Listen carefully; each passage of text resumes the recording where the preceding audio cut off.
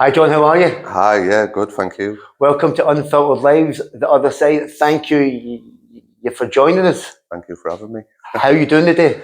I'm not too bad, yeah. I've had a productive day apart from losing my phone, but We were speaking off camera and you were saying that you were just over 17 months sober. yeah, just coming up 17 months, couple of days I think off. So looking forward to that. What's your day then? The 10th of December. The 10th of Yeah, December. So we're very 2022. similar because Yeah. I'm the 2nd of November. So we're only weeks apart, aren't we? Yeah, not bad at all. So how do you feel being 17 months clean and sober? Did you ever think that you were ever going to get to 17 days? I didn't even 17 hours to be Really? fair. Yeah, well, maybe 17 hours of unconscious sleep and then I'd start again. But yeah, never a full day, never a full 24 hours for a long time. What was your vices? Mainly cocaine. It did start off in the beginning of like drinking and coke sort of come hand in hand, but as my disease progressed, the drink got less and less and the coke just got more and more, to the point where realistically I was just dry sniffing on a daily basis, really. So when you were sniffing every single day, man. Yeah, so I was like micromanaging it during the day, just having small amounts to get me through. And then as soon as 4 o'clock started, then it would just be through to the point where I collapsed. And got a couple of hours sleep and then go again, really. It wasn't anything very pretty at that point, but in the beginning, obviously what we call like it was social using. That was when I thought it was enjoyable, where I was just going out on a weekend with the lads or going on lads' holidays and using, obviously even back then, or now I've looked back at it, like when everyone else would go to sleep, I would still be the one that was still sat awake at the breakfast bar or still looking for ways and means to get more. So yeah, now I know from working on myself that it's always been a big part of my life, like always. And like I used to always think I had it all going on because I still had a job, still holding the job down, still seeing my kids. But like now looking at it, I wasn't really. I'd have my kids over, but I wasn't really present in the moment with them. I wasn't giving them anything of my sort of love or. Tell me a bit about you, John.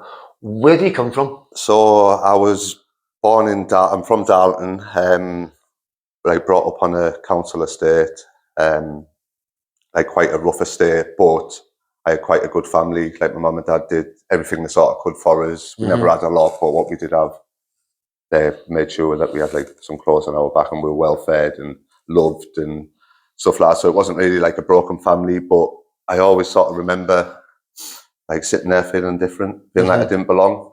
Like even like I got quite a lot of love off my mum. My dad was a little bit more distant because he worked away and stuff like that. But like my mum sort of took two roles on.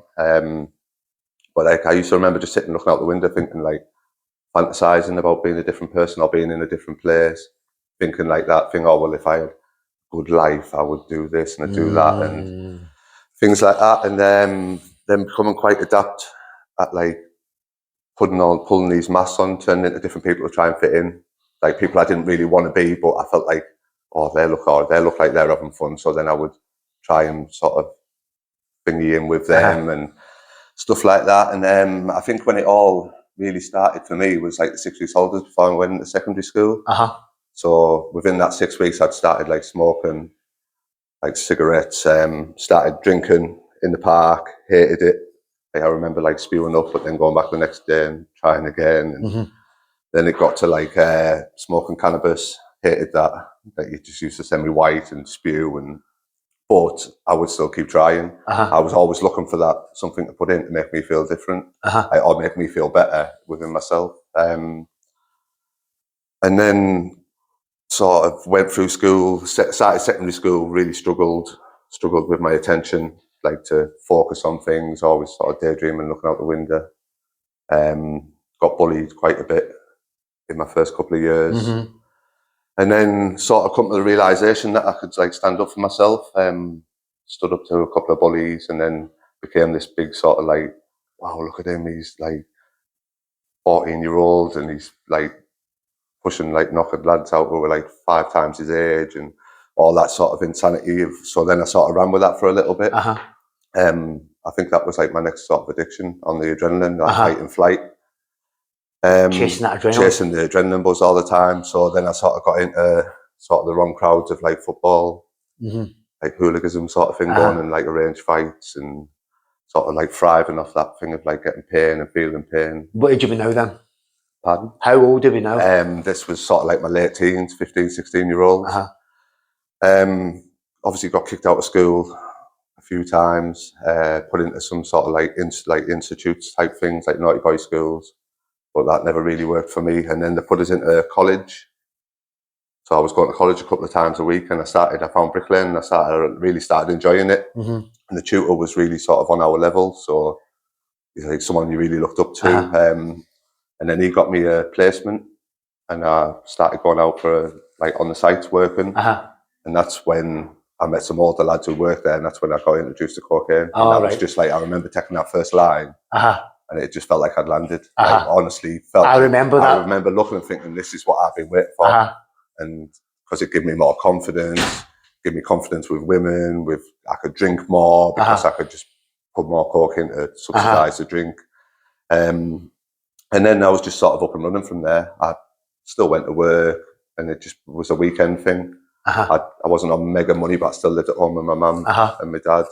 So all my wages would just go on a weekend out, and then I'd work the next. So it was just working for them weekends. And then it sort of progressed. I do know today from working a program, like some step work around myself, that a lot of my using got heavy around emotions and feelings.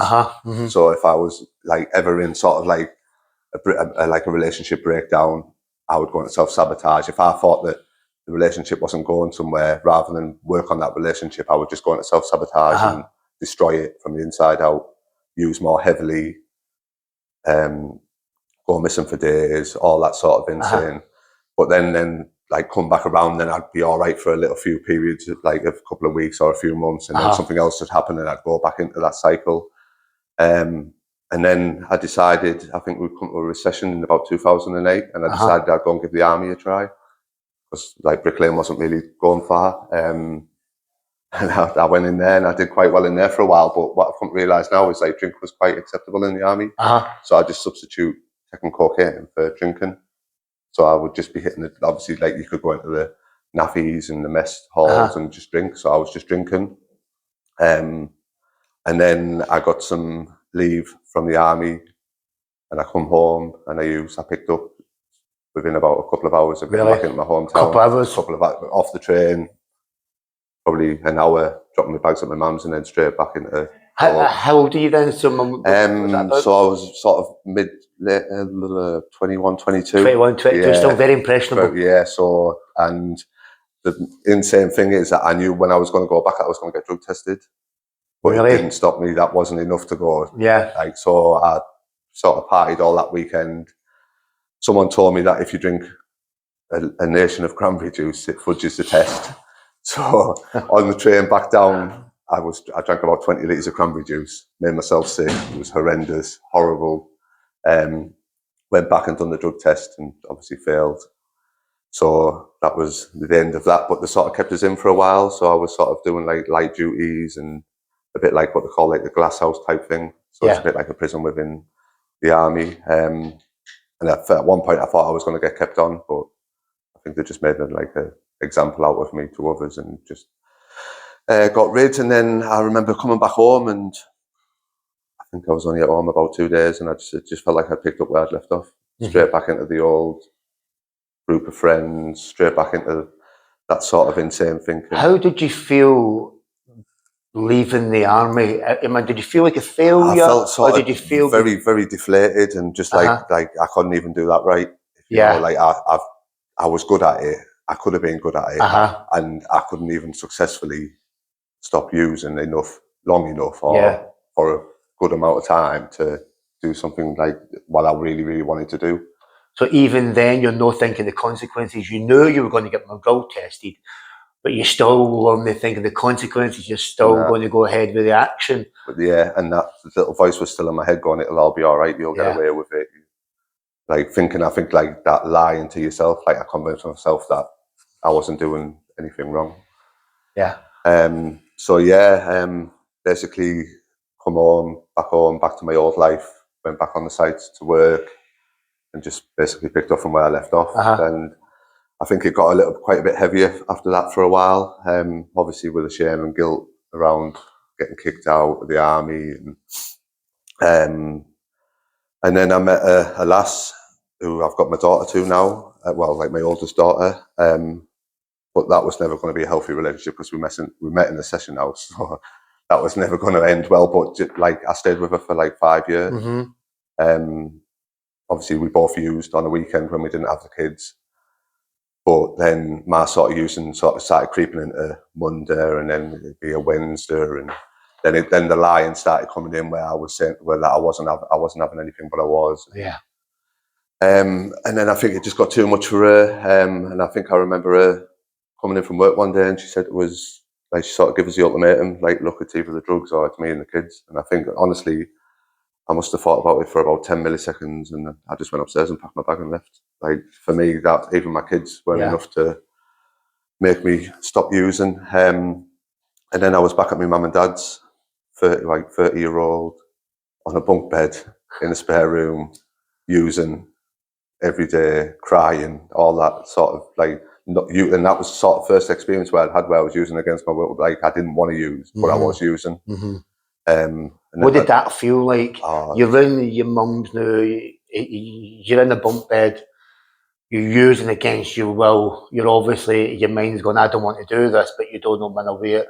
Describe that if you could describe that in words. What is that? It's just like what I would say, like the pit of despair, where you just don't feel like there's another way out because you can't stop using, but your body and your mind tells you that you need to use. And just feeling just a lot of shame and guilt around, like I'd see my kids and I'd look at them and I'd just feel so guilty. But then on the second breath, they'd be asleep on the top bunk and I'd still be having sneaky lines underneath them. And just not having that capability to realise that you're doing something. Well, no, I say not to. You know you're doing something wrong, but not having the capability to do anything about it, or not feeling like there is a way. Like you.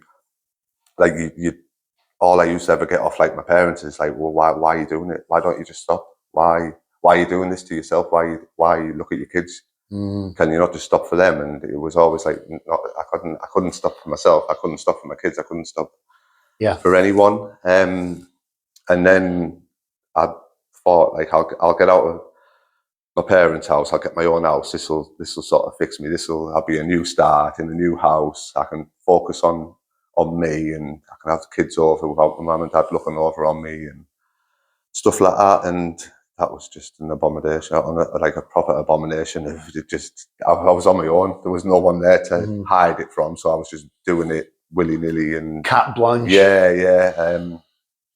And then my dad, like my dad was always a big drinker, but he'd sort of come to the age of like retirement, and like that hit him quite hard. He didn't have I think he didn't feel like he had a purpose anymore to get up and go to work and stuff like that. So his drinking became quite heavy. And then that broke my mum and dad's relationship down, and I was sort of the one that was left dealing with him. He moved like a street away from me. So I was still trying to go around his house, help him, sort of trying to wean him off drink and get him to like groups and other and try and get him clean. But then on the second, like going home, thinking I didn't have a problem, but then sitting and sniffing a gram of cocaine at home, thinking I had it still all going on because I was still going to work. I was still functioning, what I'd call like a functioning addict. And then so that went on for months and months. And then eventually I just had enough. I'd sort of had enough, and we just sort of fell out. And I remember I was at work. I hadn't spoken to him for about 4 or 5 days, and I got a phone call off the police, saying like, was I like my dad's son? And I was like, yeah. And I said, oh, we really need to talk to you. So at first my head was just like, oh, he must have, because he didn't have much money because we controlled his money, so his bills were covered. I thought, oh, he might have been in a shop and pinched a bottle of vodka or something stupid. And when I got home, basically they'd had to force entry to his house because the neighbours hadn't seen him for a couple of days, and he was obviously died in his sleep.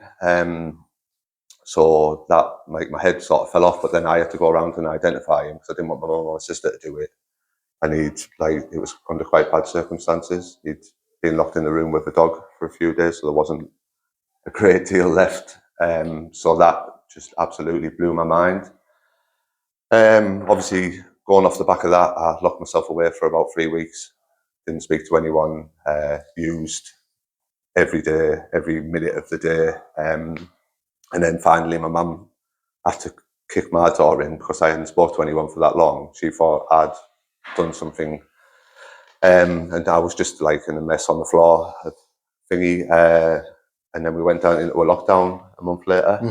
And so for me, that was just like green light. Yeah, another green light. I was sat at home on my own. Nobody could come and disturb me because no one could come and check up on me because you weren't allowed to go into different people's houses. People like used to say like how hard it was to get toilet roll in the lockdown, but you could get drugs like a click of a finger. It was so much. It was easier to get drugs in the lockdown than what it was any other time. You could just get them posted. You can, So like, and then I was getting grants off the government because I was self-employed, so all that money was just going on using. It wasn't paying bills, and that's when I really started hitting them rock bottoms, where like I was like, well, it can't get worse than this, and then the next day something else would happen, it'd just get worse, and sitting at home constantly emotions all over the place, crying, not wanting to use, but couldn't see another way out. And that went on for quite a few months. And my sister and my mum got involved, sort of realised that I was in a much worse place than what they'd presumed.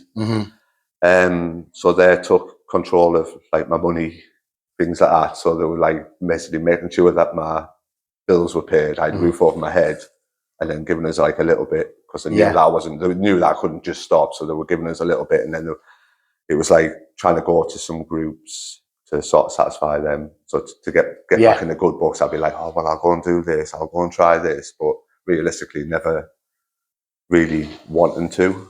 If that's, I wanted to, but really didn't want to. It's bizarre because you're at this place where you know you don't want to use anymore. And you can see someone gives you this sort of little option, but you're not willing to go and grab it. How many rock bottoms, man, do you need to hit before you actually, it's like someone giving you a spade, isn't it? If you're not ready to stop digging, isn't it? You're just not ready, are you? You're just not. And so I did. And like some of my insane thinking around that was, so I thought that my mum was like either watching my house or she'd bugged my phone. So she was saying about these groups and I'd be like, yeah, I'll go. So I would walk out my house, like a 2-mile walk to wherever this group was, sit outside for an hour, Googling on my phone of like what would be talked about in these sort of groups and getting that sort of information, walk all the way back home and then ring my mum and go, oh, it was really good. We learned about blah, blah, blah, blah, blah, blah. Like, I could have just went and sat in the room for an hour and listened, but I just wasn't in that space. And then my mum suffered really bad with mental health as well. At that point, she was like really sort of down. So she tried to attempt like suicide, which then that was just another complete rock bottom. So I used really, really heavily around that. And I used to always remember using the excuse like people would be like, and I used to say, well, if you've been through what I've been through, you would use as heavy as what I do. But now, like realizing my sister went through the same, but she didn't do what I did. She didn't have that disease.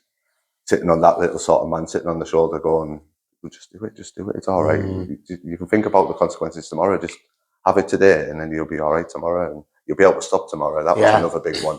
I used to always lie to myself, saying like, tomorrow will be the day when I stop using. I won't take anymore. But that day just never come. And then my mum, I know now that she sort of held off doing. She was always going to end her life. I think there was no sort of counselling or any sort of thing that would stop her from doing that. She just wasn't in the right space. But I think she sort of held off for as long as she did to try and get me clean, which that sort of like breaks my heart now that I couldn't do it for her. But I do now. I'm making amends on a daily basis to my mum. But so finally it come where she was successfully done, like took her life. And that for me, that was just like my whole world had ended. Like I felt like I had nothing left. I still had my sister and my kids and friends, but I just didn't have anything. And what I found myself doing is I just pushed everyone away. Everyone who was there who wanted to help, I just pushed as far away as possible because I didn't want to hear that there was a sort of way out, or I didn't want to accept help.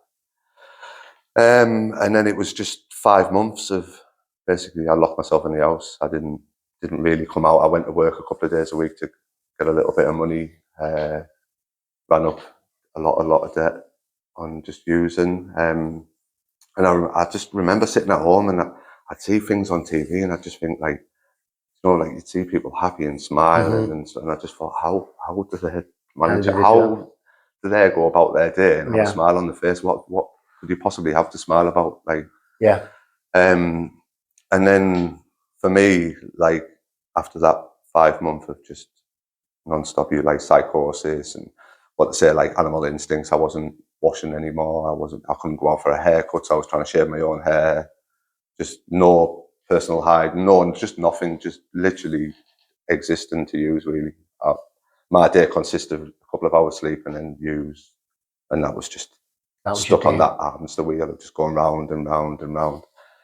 And then finally, my last use was the 9th of December 2022, and basically I'd had enough. I didn't want to live anymore. So I got as many tablets as I could get, and it was just sat in my house, wanting to take my own life. Started, and then this is where this, like, we hear like about a higher power and stuff, and I didn't know anything what this higher power was. I didn't even know anything about recovery at that point. But as I was doing that, there was a bang in my hallway, and I thought someone was coming in my house. So I jumped up panicking, and when I went into my hallway, it was a picture of my mum and my 2 girls on a shelf, and it fell off onto the floor. So straight away, my mind was just like, "Wow, this is something. This is not your time." I made myself sick, got a couple of hours sleep, and then I rang my sister the next morning. And I was fortunate enough where she managed to get me into a rehab treatment centre. So that day, I packed my bags and off I went down to Blackpool to a treatment centre. Obviously, not thinking that I was ever going to be completely abstinent from drugs, or I didn't know any of this sort of stuff about anything really. All I knew is I just needed help. I didn't know any other way out. Went there, obviously full of all that anxiety and fear, and couldn't look anyone in the eye with a baseball cap on, like people talking to me and just sort of grunting at them like, "Oh, yeah," like all. And went in there, obviously just hoping that I would just get a little bit of clean time, get my body, because I think I was about 10 stone by that point. Like I hadn't eaten like a substantial meal in weeks. Lost a lot of weight. And then I think I was only in there about 4 days, and some people come in to do a H&I in the treatment centre. H&I? Like H&I, yeah. So it's like where groups come in to the rehab. And it was basically like a fellowship come in. They did like a little share, and we had some readings and stuff. And I think it was the first time where I'd sat in a room and just identified with somebody, or with other people. And I think it was just that thing of being sat in a room with other addicts, and you could start like saying a little bit about your story, and when someone's relating back, and you're just like, well, yeah, I've done that. I think like this. I've done this, this, and this. But here's a way out. Here's what you can do. There is a way out. And you know, it was for the first time in a long time where I just felt like, wow, this could work for me. I think there was a man who come in and he shared, and he lived on the streets, and he was injecting, and he was doing all this stuff, and then he was sat there 6 years clean. And it was just like that glimmer of hope, and I was like, if he can do it, surely God, there's got to be something in there for me. And I sort of clinged on to that little bit of hope. And I'd heard like readings like just for a day, keeping it in the day, and not thinking too far ahead. And I really started embracing it, going to regular meetings down there, because you got took out to meetings, doing all the groups, starting to pick up all these tools, like ways to cope, and all these sort of like things that I'd never ever heard of before. And it was just like filling my brain with stuff that I knew I could use. Come back, like finish my time in the treatment centre, come back up to the northeast, back up to Dalton, I remember driving back up and thinking, I've got it. I know what I need to do. Yeah. I know where my groups are in my local area. I can do this. I can do that. I am going to do this. And I think I was only at home for about 2 hours. My kids had come over who I hadn't seen for a while, and my head just completely fell off. And all I could think about was using again. And I was like, where has this come from? Like, all I kept thinking in my head is, well, I could just use this weekend. I know where these groups are. I can go back on the Monday. Yeah. But knowing from what I'd learned over that month that it would never just be the weekend. It wouldn't. I wouldn't just have a few for a Saturday night and then be fine to crack on living a clean life. Fortunately, I don't, by the grace of God, maybe, or whoever's looking out for me, who's looking over me, I did what was suggested. I picked up the phone, I connected to a few other addicts, managed to sort of talk myself down, get talked down, get a bit of clarity on my day. Got my head down on the pillow that night, and then went and did a meeting on the Sunday in Durham. So I went to the meeting and walked into that meeting straight away again, felt like I was at home. I was in a room with like-minded people who understood me, who didn't sort of judge me, basically all they did is show me love, say that you're welcome, keep coming back. That was always a big, no one ever wanted me to come back anywhere. And then met a sponsor in that room, asked him to be my sponsor, and just started working the program. And just somebody said to me in early recovery, you need to be selfish in recovery, is what you have been and you're using. And to be fair, that's probably the best bit of advice I've ever had, because all I could ever think of, I was thinking, well, what about my kids? What about my job? What about them? Do you know what? I put all that aside and I just focused on myself. Yeah. And it was for the first, one of the first times where I'd actually wanted to do something for myself. So rather than do it to please other people and for all them wrong reasons, I was doing it because I wanted to do it. And just did what was suggested, as many meetings as I could, connection is for me, what's kept me clean for this long is connections, connecting with other addicts, sharing where I'm at today. Because if I keep it inside and hang on to it or toy with it, where are you today, John? Well, what does a life and a day look like for John? So 17 months on, sitting here, as beautiful as what you look, with a massive smile on your face, this story that's absolutely floored me the day that I can identify with your story so much. In actual fact, when you were telling my story, I was like, yeah, I get that. And you're telling my story today. So today for me, well, what does a day look like, man, in your life for this? Honestly, if I could put it into words, absolutely perfect. I've got a partner who's also in recovery, which helps. It doesn't work for all people, but it helps. We don't interfere with each other's recovery, but we're there for each other. We know we've got a baby on the way, recovery baby. Fantastic. So this will be my first. Congratulations, brother! First chance to do it right. I've always been there for my kids, but not there. So this is the first time where I can function and do things that need to be done. Just full of gratitude, grateful to be alive, grateful to see the sunrise, and grateful to see the sunset, and it's just absolutely amazing. Absolutely, and I do have bad days, but then bad days, I know I can put the program in a place and I can connect with people and thingy, and then them days pass. I get my head down on the pillow and it's just another day one. But just really good to pass the message on to help a newcomer. What would you say to the John of just over 17 months ago, who was struggling in that house for 5 months, who didn't know a way out, that cage of despair that I'm talking about, who's really at his end, he's rock bottom after rock bottom, every day is another rock bottom? What would you say to that man, John? So what I would say is put your ego aside and ask for help. Just that would be your header. There is people out there that can help you, and there is a way out. And it might seem like you're at your darkest, gloomiest day, but somewhere along that path there is going to be a bit of light at the end of the tunnel. And just be honest with yourself, I think, more than anything, because all that dishonesty and the lying and the cheating and the manipulating just absolutely takes you peace of mind. And be true to yourself.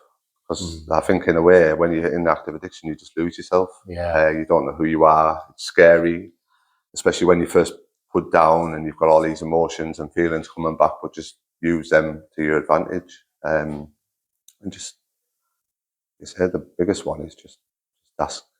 Just genuinely ask. If you ask somebody, it's most likely there'll be an answer out there for you. John, thank you ever so much for telling my story today. Thank you. You've cheered me up, and it's been an absolute pleasure listening to you. I need a hug, man. Thank you. Thanks, man. You too. Thanks. Whew.